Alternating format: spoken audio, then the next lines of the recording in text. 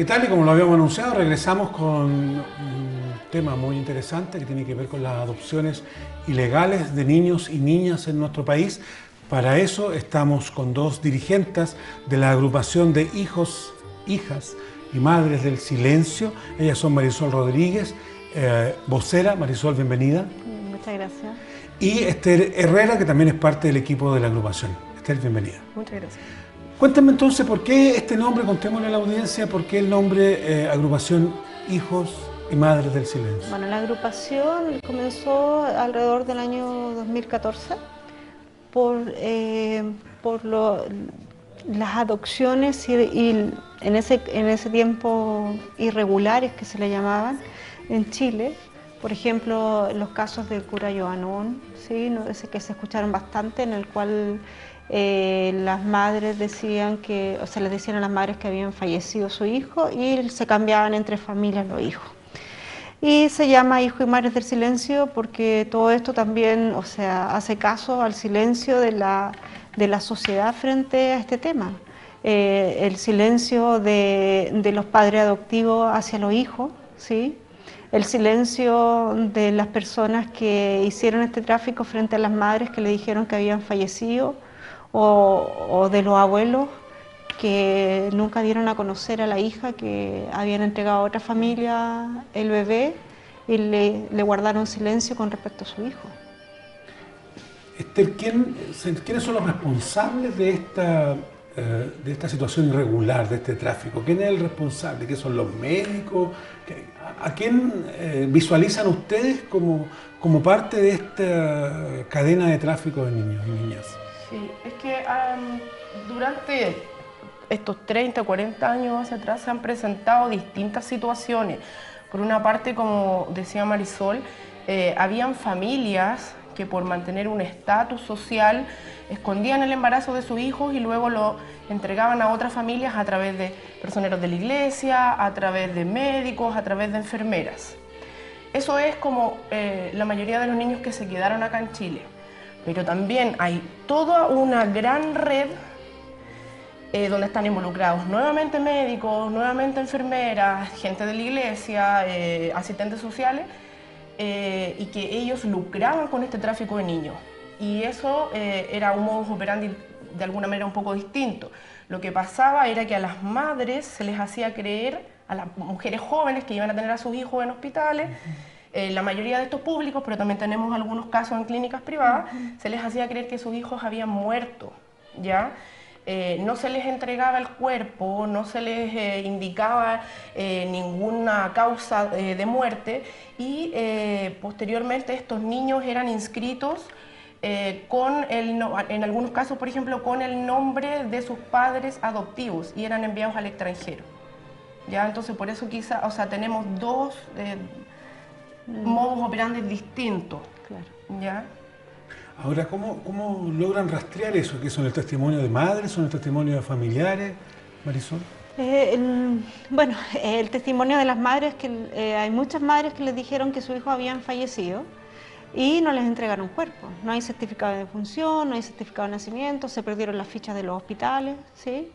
¿Y cómo se sabe o qué hay certeza sobre eso? Que después de 40 años los hijos están apareciendo de los distintos países en que están.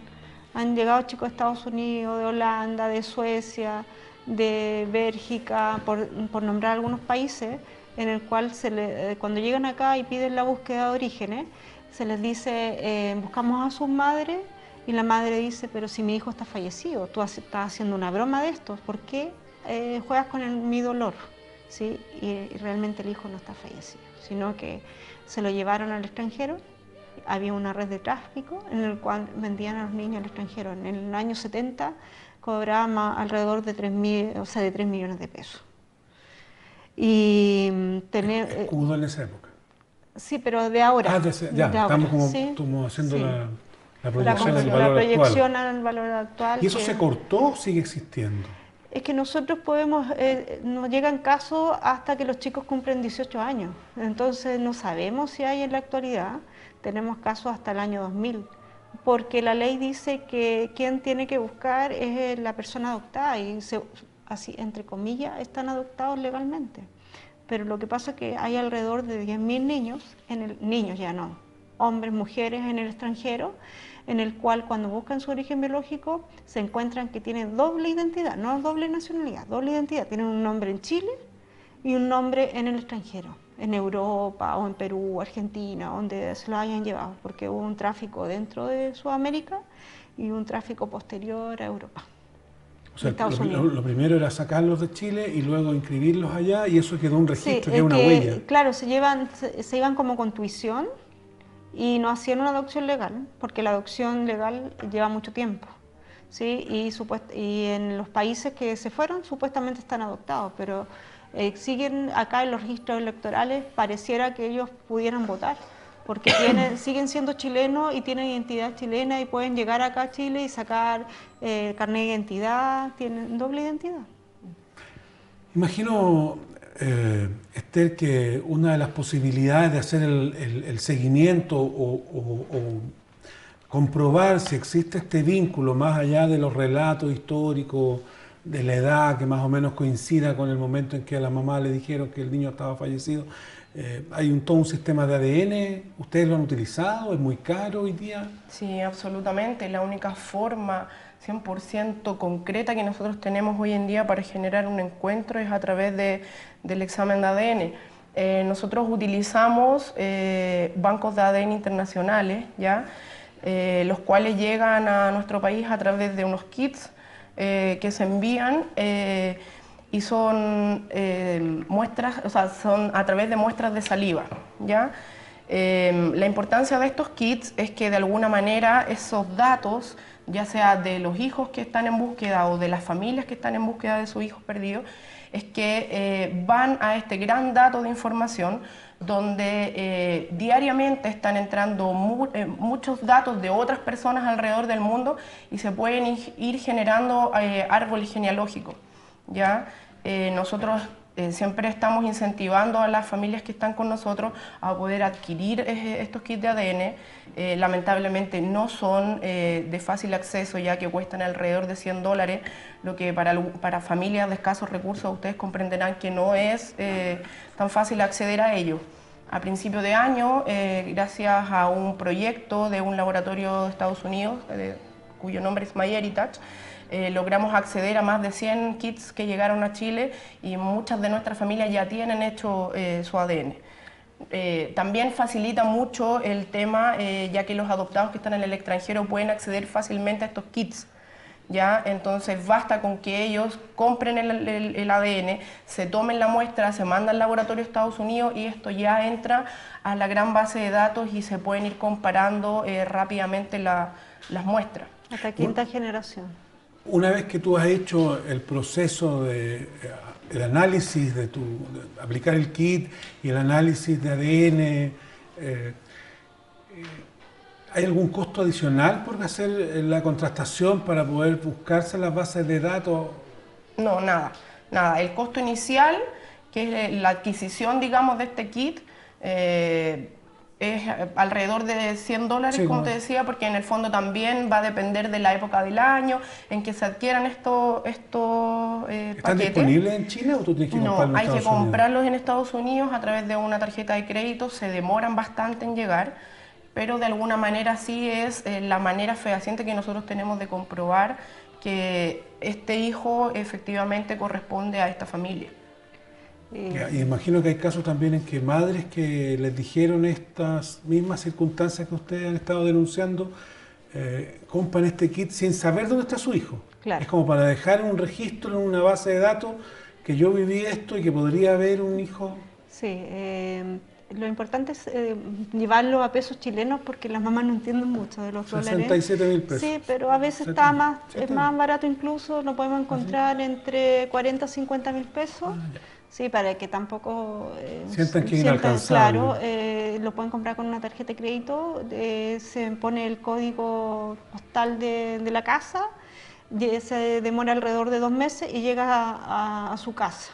Ella saca el cotonito, como un cotonito, es un hisopo, se lo pasa por las mejillas, lo guarda después se pasa al otro, lo guarda y eso se envía por Correos de Chile. Nosotros hicimos un tipo de convenio con Correos de Chile que si Correos de Chile no lo envía, nosotros les enviamos una carta con permiso y llega a Estados Unidos.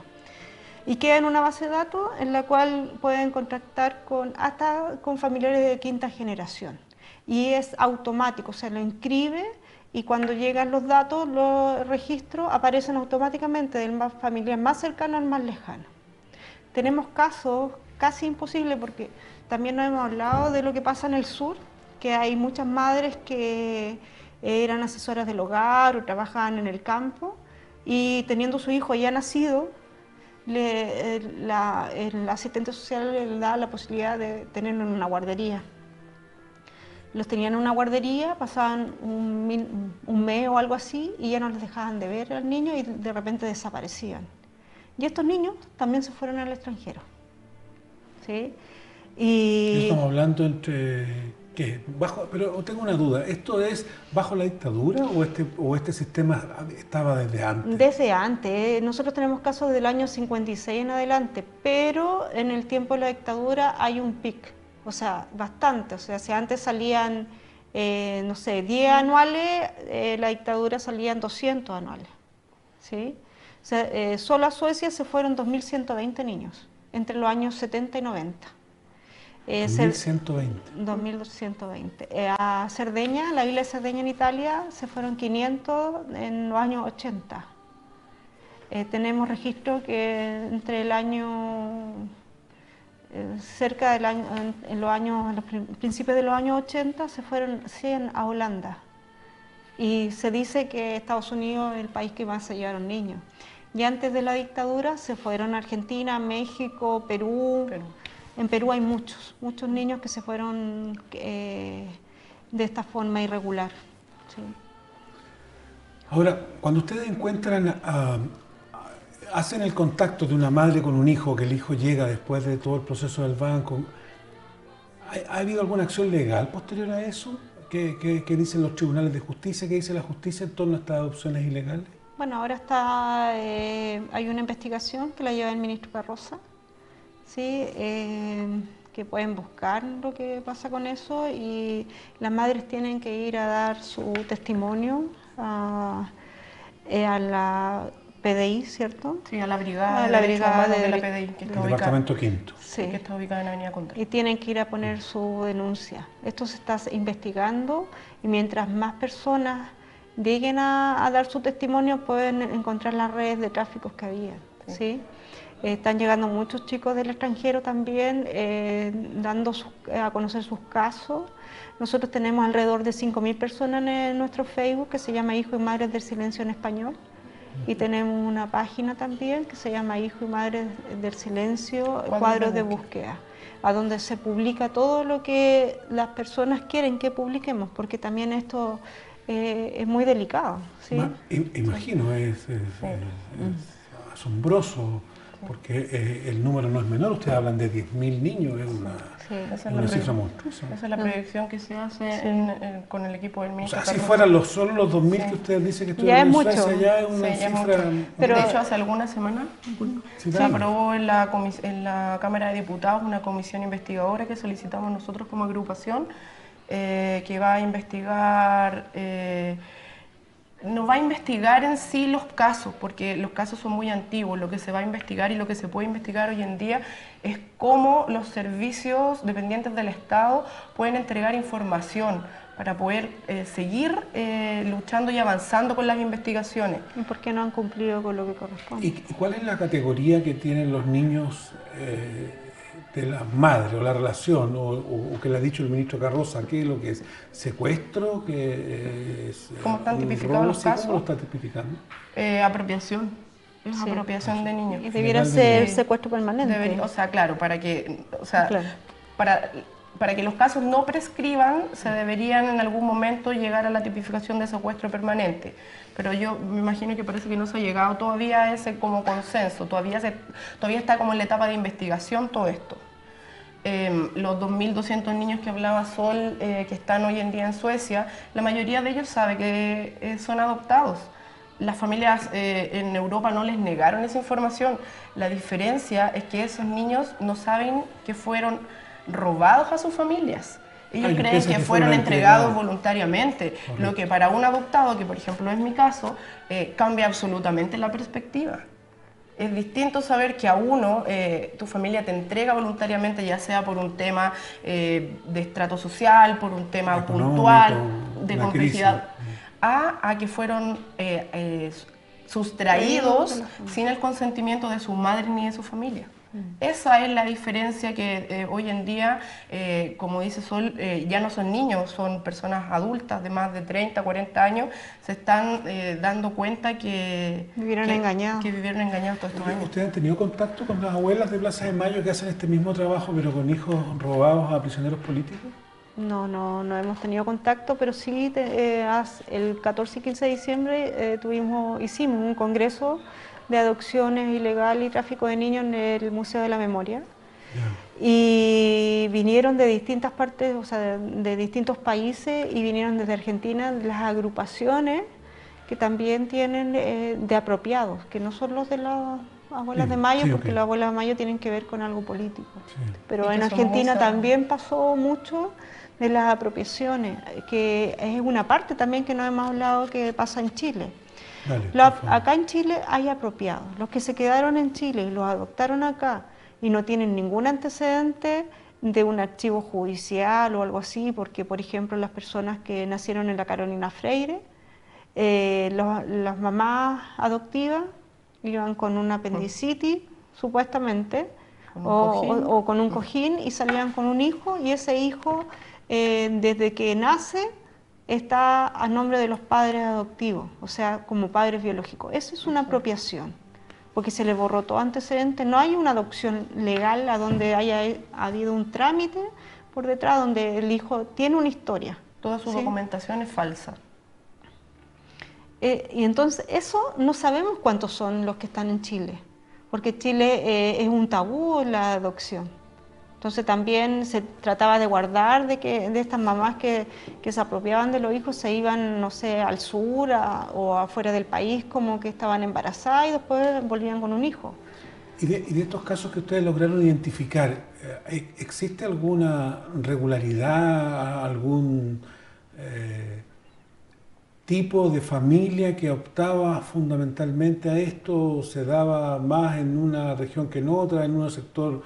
Imagino que en los sectores populares mucho más que o también en los sectores más acomodados. ¿Acá en Chile? ¿En Chile? En Chile las personas que adoptaban, bueno, eran personas o sea, de esta forma, apropiación, eran de una situación económica alta, porque independiente de cómo fuera, que dijeran, no, es que yo no pagué por ti, sí pagaron, porque en la clínica les cobraban más de lo que correspondía, porque decían que la mamá biológica le tenían que pagar la clínica, le tenían que pagar todo lo que había, los costos de la clínica, pero eran superiores a los que correspondían. Sí, porque incluso ahora cuando tú haces adopciones legales, claro, hay un costo. Que no es mucho, no, me llama la atención la cifra que ustedes dan, porque si uno revisa las cifras, por ejemplo, del CENAME, ellos hablan que el último año no se adoptaron más de 500 niños, creo que 417 era la última cifra que yo encontré revisando un poco ahí de data, y ustedes hablan de un número significativo. Bueno, lo que decía que con estos organismos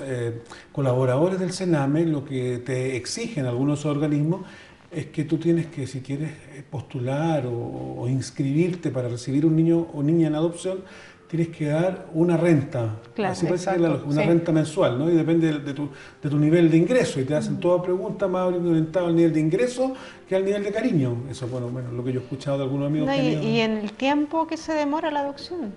En cambio, por ejemplo, tenemos chicos que dicen, sí, a los 17 años estaba en Suecia, o sea, perdón, no 17, a los 15 días o 17 días estaba en Suecia. ¿Tú crees que eso después fue... de nacido? ¿Después de nacido una adopción regular? No, yo escuché si jamás mucho. Acá ha sido así.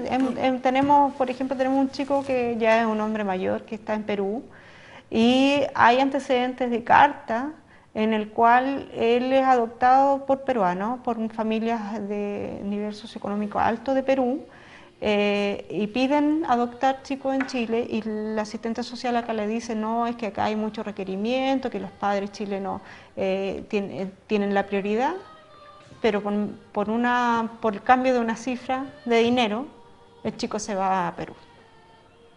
Mira, te voy a contar un testimonio, que es más bien periodístico, porque una vez se les puede servir, después si quieren yo les doy los nombres de los que yo ahora me acuerdo. Pero a propósito de los años 80, yo imagino que año 84, por ahí, yo era un adolescente y me dedicaba a escribir poesía, como todo adolescente en Chile, y participé de algunos talleres literarios en algunas zonas periféricas en Chile. Me acuerdo un par de comunas, particularmente en Renca estuve. Y recuerdo que habían, por eso les digo, porque les puede servir como hilo para que le cuenten a Carroza, había un par de organizaciones no gubernamentales que trabajaban territorialmente en sectores muy populares, muy pobres.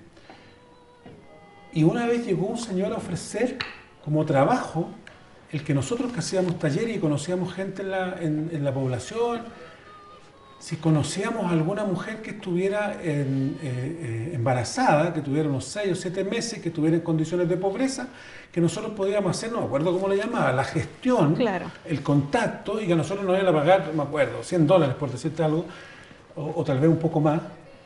No recuerdo bien la cifra, pero igual no era una cifra como atractiva por hacer el contacto. Tú contactabas a una niña que estuviera en una situación económica precaria, no sé, que la hubiesen violado, que estuviera problemas con la familia, y tú las tomabas el contacto con ellos y ellos hacían todo el proceso de adopción. Claro, esos son los captadores. O sea, Existían cuando esos a ti te ofreció esto, te estaba ofreciendo ser captador. Y, a mí me lo ofrecieron, y en yo estaba en una Chile, reunión donde lo ofrecieron, o sea, hasta que me lo ofreció. Y en la investigación hay 25 captadoras que son asistentes sociales dentro de la investigación. Aparte de las guardadoras, o imagínate que tenemos muchos casos en el cual los niños, no sé, había una mamá en Calera, me parece que estaban en un funeral y se da vuelta y el niño desapareció. Se lo robaron. De la puerta de su casa. Y en esos años se robaban mucho los niños. Es que era mucho dinero. Yo escuché, también hay un caso. Discúlpame que te interrumpa. Yo escuché en algún momento que las familias gringas, particularmente yo creo que esas que te estoy hablando, si la memoria no me traiciona, le podría preguntar a un par de amigos que estuvieron en esa reunión, creo que las familias gringas pagaban $10.000 por niño. Pero imagínate. Ese era el valor que tenía un niño y esa plata se la repartían todos los equipos abajo. Claro. Todo, hasta el que daba el permiso del tribunal, porque salían express. Absolutamente. ¿Sí? Los que trabajaban en el registro civil, el juez, los abogados. Aquí hay de todos los niveles que tú te puedas imaginar y de todos los colores políticos, gente involucrada que lucró con el dolor de las madres y de los hijos. Y le decían a las familias gringas, conozco, yo no sé, o sea, estoy pensando en los suecos en ese momento, pero parece que ustedes decían holandeses también, que tenían que estar disponibles para viajar a Chile cuando les avisaran. Entonces ellos tenían que venir por 7 o 10 días, llegaban, les entregaban la bombita y se tenían que ir. Eso era muy... En algunos casos era así, en otros casos si no viajaban, guardadoras chilenas con varias guaguas, según registro fotográfico que nosotros tenemos, donde salen las azafatas con 5 o 6 guaguitas en su Moisés, que los llevaban directamente a Suecia, Bélgica, Alemania. O la sueca que estaba encargada del centro de adopción sueco, que ella administraba como toda esta red en cuanto a las asistentes sociales. Hay fotos que se ve con 2 o 3 Moisés, con niños recién nacidos que se los llevaban en el extranjero. Como si salían frecuentemente niños, no se iban a dar cuenta que había una red de tráfico. ¿Qué cuentan las mamás ahora que ustedes han tomado contacto con ellas? ¿Qué les relatan de esa? ¿Las mamás biológicas? Sí, las mamás biológicas que le robaron a sus niños. La mayoría mujeres jóvenes, muchas de ellas sin red de apoyo en ese momento, muchas de ellas estaban solas acá en Santiago o simplemente jóvenes y más bien inexpertos. Llegaban a los hospitales, las dopaban, ¿ya? Cuando despertaban, que necesariamente no era inmediatamente después del parto, sino varias horas, incluso días, muchos de los relatos es que despiertan y luego las vuelven a dopar y pasan varios días, se les indica que sus hijos fallecen, no se les dan razones, no se les entrega cuerpo, no se les entrega ningún tipo de información ni de certificado de defunción. Posteriormente los doctores o muchas veces gente ligada a la Iglesia Católica, monja, se les acerca y les dicen que no se preocupen, que el hospital se va a hacer cargo, que ya son jóvenes, que tienen toda una vida por delante para rehacer su vida, que como son personas de baja capacidad económica, ellos se van a hacer cargo de los entierros, que probablemente los van a enterrar ahí mismo en el hospital, o muchas de otros casos les decían que iban a quedar para la ciencia, para que nunca más ninguna mujer tuviera que sufrir lo que ellas tuvieron que sufrir. A muchas de ellos les dijeron que sus hijos venían con malformaciones, que venían con enfermedades cardíacas. A muchas de ellas les dijeron que habían fallecido, que venían muertos, y ellas los escucharon llorar. Entonces, en el fondo era una mentira tras otro, y las historias se van repitiendo, y cuando se juntan las mamás con nosotros en las reuniones que nosotros hacemos periódicamente, se van contando y todas van como dándose cuenta que las historias son tremendamente comunes. Repíteme entonces, estamos llegando al final, nos quedan solo 2 minutos.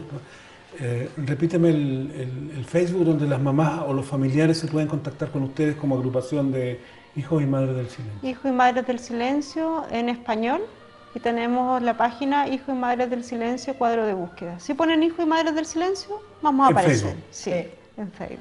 Perfecto. ¿Y ustedes se están reuniendo ahora en Santiago? ¿Tienen red en todo el país? ¿Tienen reuniones presenciales además? Sí, hemos tenido la última, terminando el año, cerramos con un congreso internacional que tuvimos gente de distintos países. Vinieron de Holanda, de Italia, la agrupación de adoptados en Italia, chilenos.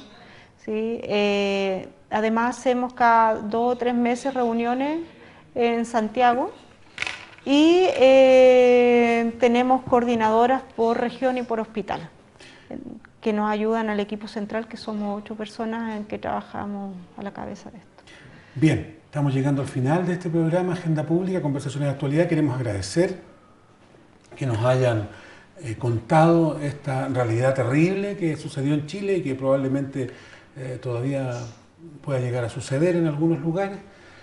La tentación monetaria es muy grande para el tema de los secuestros de niños y adopciones ilegales.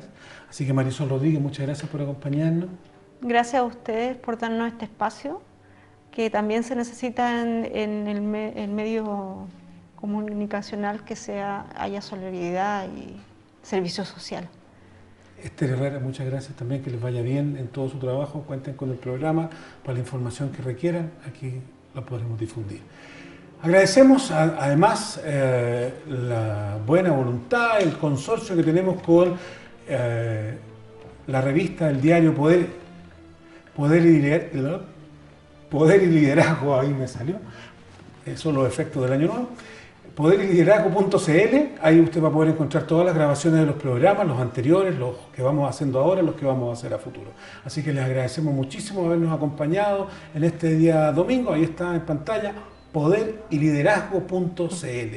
Muchísimas gracias por mi parte, nos vemos el próximo domingo con otros interesantes entrevistados y entrevistadas. Que pasen un buen fin de semana. Chao.